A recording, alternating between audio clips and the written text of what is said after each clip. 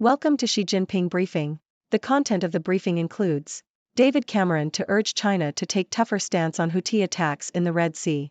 Chinese and Indian companies are about to be hit by sanctions because of their ties to Russia, reports say. Man banned from Panda Park for life. Indonesia's presidential election has high stakes for US and China. David Cameron to urge China to take tougher stance on Houthi attacks in the Red Sea. Telegraph. UK Foreign Secretary Lord Cameron plans to lobby China to take a tougher stance on Houthi attacks in the Red Sea. Lord Cameron said he would be putting pressure on Chinese officials to support freedom of navigation in the region, where Iran-backed rebels have been targeting Western ships with missiles and drones. China has claimed it has been making active efforts to ease tensions in the Red Sea, but has been accused of seeking to protect its own interests. Lord Cameron also plans to discuss freedom of navigation in the Taiwan Straits during his meeting with Chinese counterparts. Chinese and Indian companies are about to be hit by sanctions because of their ties to Russia, reports say. Yahoo! The European Union (EU) is reportedly considering sanctions against 3 Chinese companies over their alleged support for Russia in the ongoing conflict in Ukraine. The EU is also reportedly looking at imposing sanctions on firms based in Hong Kong, India, Serbia, and Turkey. If approved, these would be the first sanctions imposed on Chinese and Indian businesses by the EU since Russia's invasion of Ukraine in 2022. The EU is seeking to ban these companies from conducting any business with the listed parties, citing concerns that they may be assisting Russia in its war in Ukraine. Man banned from Panda Park for life. The Independent. A man in China has been banned for life from a panda enclosure after throwing objects into the enclosure. The Chengdu research base of giant panda breeding issued the ban, stating that the man's behavior could cause harm to the pandas. In the past, the base has imposed lifetime bans for feeding pandas, and other visitors have been banned for shorter periods for offenses such as throwing water or banging on the enclosure glass. The giant panda is a national symbol for China and is loaned to zoos around the world. Indonesia's presidential election has high stakes for US and China. Associated Press.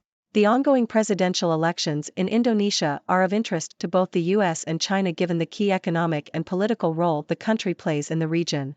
The country has largely avoided criticizing either Beijing or Washington, but has deepened defense ties with the US and received significant Chinese investment. If Prabowo Subianto, the frontrunner in the election, emerges victorious, analysts predict that the country is likely to continue with its neutral policy, given Subianto's public praise of both the US and China.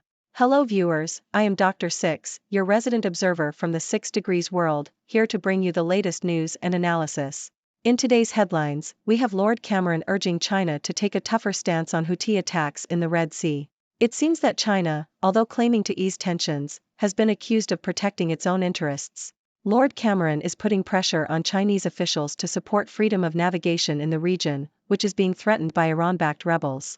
This is an important issue as it affects Western ships and the stability of the region.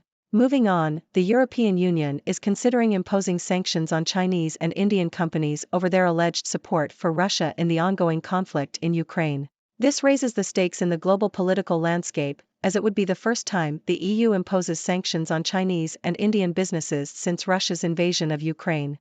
The EU aims to ban these companies from conducting any business with the listed parties, expressing concerns that they may be aiding Russia in its war. In animal news, a man in China has been banned for life from a panda enclosure after throwing objects into the enclosure. The Chengdu research base of giant panda breeding takes the safety of its pandas seriously, imposing lifetime bans for such behavior.